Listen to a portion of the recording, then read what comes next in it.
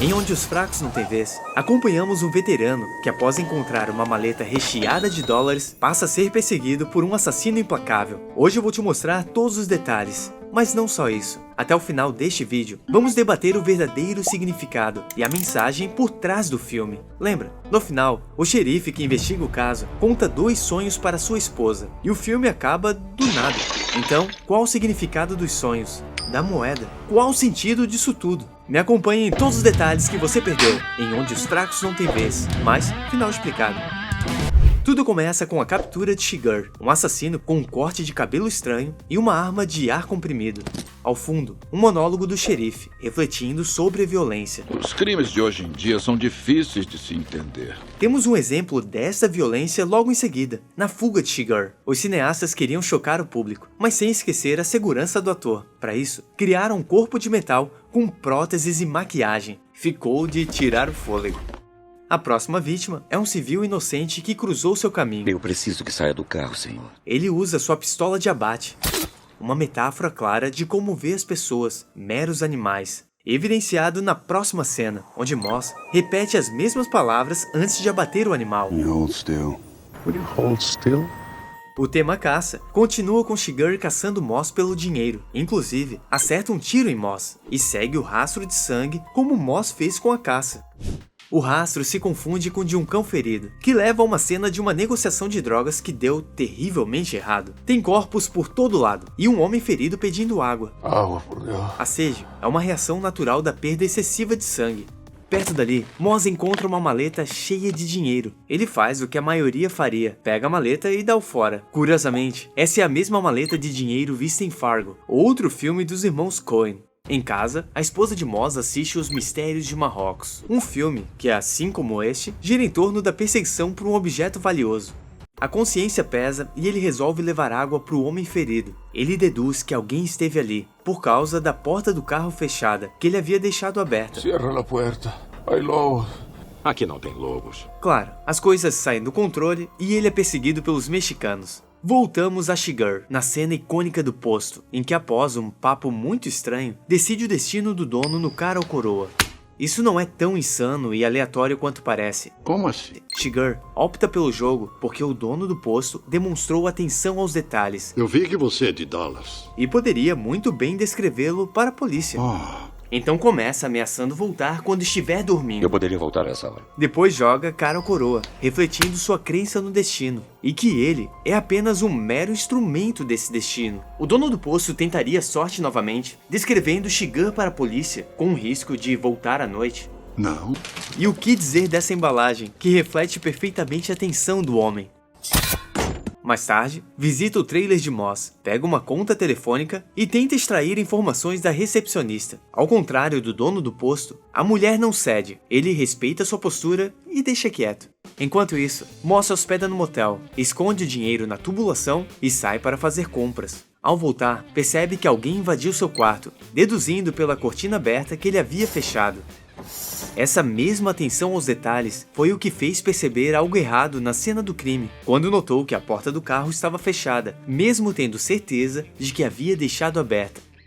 O rastreador leva Shiger até este motel, e aqui há um detalhe legal. Antes de invadir o quarto 138, indicado pelo transponder como sendo onde a maleta está, Shiger se hospeda num quarto com a mesma disposição. Ele testa o interruptor 2 vezes, não para surpreender alguém, mas para se familiarizar com a posição do interruptor e planejar sua entrada surpresa. Após analisar o ambiente e potenciais esconderijos, Shiger usa essas informações a seu favor ao invadir o quarto de Moss e encontrar os mexicanos à espera. Usa a espessura da parede e os esconderijos. A experiência que só um profissional tem. Muito bom. Moss consegue escapar com a maleta, sem suspeitar do rastreador. Enquanto isso, Carson Wells, outro assassino, é contratado pelo dono do dinheiro, que já havia contratado Shiger e os mexicanos. Eu contei os andares desse prédio lá da rua. E? Tá faltando um.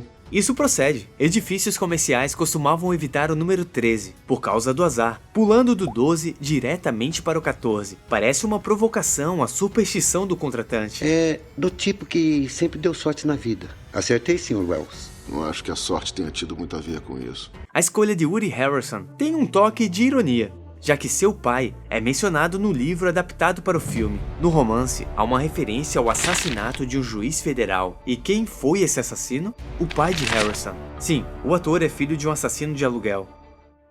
Moss reflete sobre como foi encontrado e resolve verificar o dinheiro. Isso é igual na cena em que decidiu retornar para matar a sede do cara ferido. Notas de $1 foram usadas para colocar o localizador. Atenção aos detalhes, já que no mundo real, ninguém cortaria notas de $100. O rastreador está ativo, sinalizando a proximidade de Shiger. E se você aumentar bastante o volume, é possível ouvi-lo matar o recepcionista ao fundo.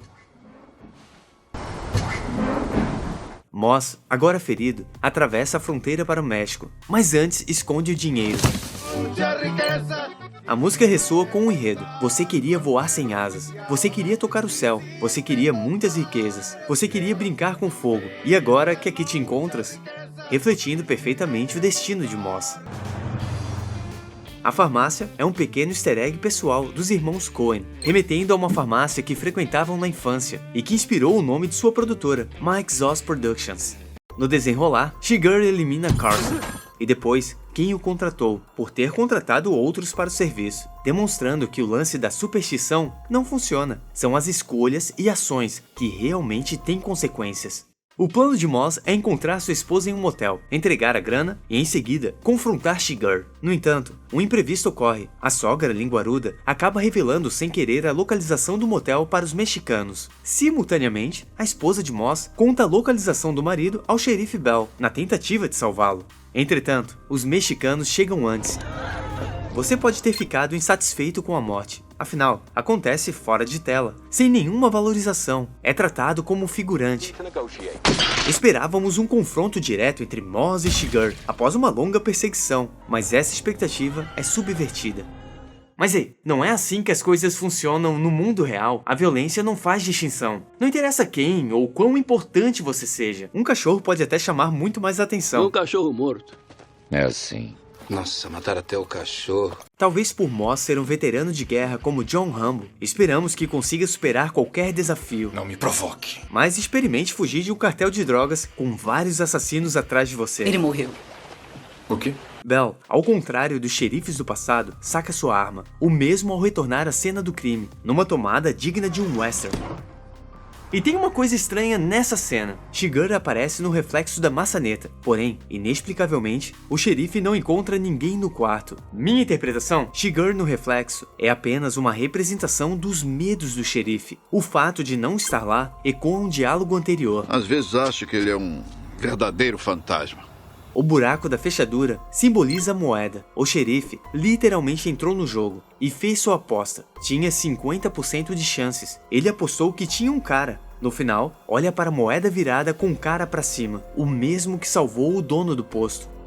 A viúva de Moss recebe a visita de Shiger, logo após o enterro de sua mãe. Ela se recusa a participar do jogo de Enter. A moeda não pode decidir nada. Só você pode. A cena finaliza com Shiger verificando suas botas ao sair da casa, um gesto que revela o destino fatal da viúva. Isso é construído ao longo do filme. Quando executa Carson, levanta a bota para evitar sujá-las. Tira as botas antes de invadir o quarto do hotel, não apenas para silenciar seus passos, mas também para não manchá-las. Quando remove as meias sujas, fica claro que sujaria as botas. Ter botas sujas de sangue chamaria atenção, e deixar pegadas de sangue entregaria o tipo de calçado que ele usa. Como um fantasma, ele precisa se manter invisível e sem deixar rastros. O som das bicicletas ao fundo ecoa o som do caixão da mãe sendo colocado na cova, sugerindo sutilmente o trágico desfecho da viúva. Saindo dali, Shiger se machuca feio, sobrevive por sorte, revelando que, ao contrário do que ele próprio acredita, não é uma máquina implacável, mas sim um homem mortal e vulnerável como qualquer outro. O mesmo é exposto quando a viúva deixa de jogar a moeda. Não existe moral em seus atos, ele é apenas um assassino. Ele ainda fez tudo certo, seguiu as regras, passou no sinal verde. Se a regra que seguiu te trouxe até aqui, de que adiantou essa regra? Final explicado. Para desvendar o final do filme, é crucial entender seus temas centrais, a começar pelo título original, Não é País para Velhos, que remete diretamente ao personagem de Tommy Lee Jones. Tom Bell, um homem que se sente deslocado e acredita que o mundo se tornou mais violento. No entanto, uma conversa com seu tio revela que a violência sempre existiu. O que mudou foi a percepção de Bell, influenciada pela idade. Ethan Shiger personifica o mal e o caos, simbolizando as forças incompreensíveis para Tom no mundo moderno. A moeda de Shiger representa a imprevisibilidade e aleatoriedade do bem e mal. A maleta de dinheiro atua como um MacGuffin, um elemento que impulsiona a trama, mas não é o foco principal da história. Isso se reflete no primeiro sonho, que envolve dinheiro, e é vagamente lembrado. Enfim, do primeiro eu não me lembro muito bem, mas... reforçando que o enredo do dinheiro não é o ponto importante da trama. Conta a outra. Acredito que os sonhos são a parte mais enigmática, e que deixa alguns espectadores frustrados. Principalmente porque o filme termina no fim do monólogo. Você fica olhando perplexo para os créditos, enquanto tenta digerir as informações. Embora os sonhos não sejam toda a mensagem do filme, vamos começar por eles. O segundo era como se tivéssemos voltado aos velhos tempos. Reflete o desejo do xerife de voltar aos tempos mais simples. Eu estava a cavalo, atravessando as montanhas à noite. Ele passava por mim a cavalo, não falava nada. E no sonho eu sabia que ele estava indo na frente. E simboliza seu falecido pai, que partiu na frente, iluminando o caminho e esperando por ele. Estrategicamente, uma pintura ao longo do filme retrata dois homens cruzando as montanhas, como no sonho. Ele deseja algo que agora só existe no passado ou nas pinturas. Tom Bell trilha o caminho do pai, que era xerife, e agora só lhe resta a morte adiante, sendo a inevitabilidade final. É uma reflexão sobre o inevitável, seja por violência, acaso ou velhice. A visão saudosista do xerife é mais uma memória inocente de quando era mais jovem e como via o mundo naquela época. A idade simplifica tudo. Mas, mesmo os velhos daquela época possuíam o mesmo pensamento sobre uma época anterior. Essa saudade de um passado que talvez nunca tenha existido e a percepção de que o mundo é um lugar sombrio, onde os homens justos não têm vez, são temas centrais. Você achou os sonhos aleatórios? Bem-vindo à cabeça do xerife. Este é o sentimento dele sobre a violência. O bem não pode compreender o mal. Então, qual a mensagem do filme? Na minha visão, explora o acaso, medo de mudança e como nossa percepção do mundo muda com o tempo. Se você me dissesse há 20 anos que eu veria crianças andando nas ruas das cidades do Texas com cabelo verde e ossos no nariz, eu não teria acreditado. E não temos controle sobre isso. Não dá para impedir as mudanças. O mundo não lhe dá esse privilégio. É pretensão. O filme levanta a questão: o mundo realmente se tornou mais violento ou é a perspectiva das pessoas que muda com a idade? Várias cenas indicam que é a segunda opção. A similaridade entre a morte de Moss e Tio Mac, Foi morto a tiros na própria varanda no condado de Hudspeth. mortos na porta de casa / motel por uma gangue, apesar de um século de diferença, Quando ele morreu? 1909. sugere que a violência e a natureza humana são constantes ao longo do tempo. Um momento-chave demonstra que a percepção do xerife sobre a juventude está equivocada. Um garoto oferece ajuda a Shiger, sem pedir nada em troca e sem julgar quem ele é. Eu não me incomodo de ajudar as pessoas.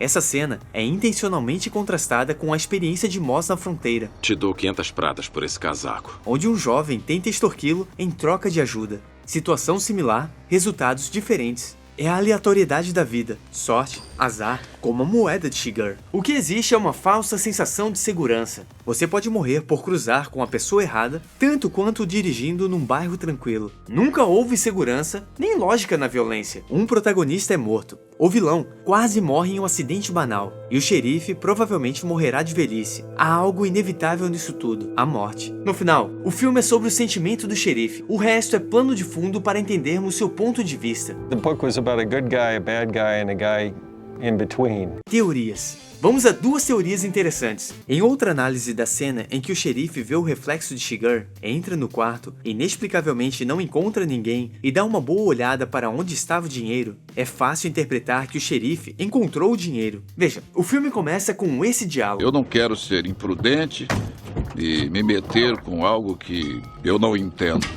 Teria que pôr a minha alma a prêmio.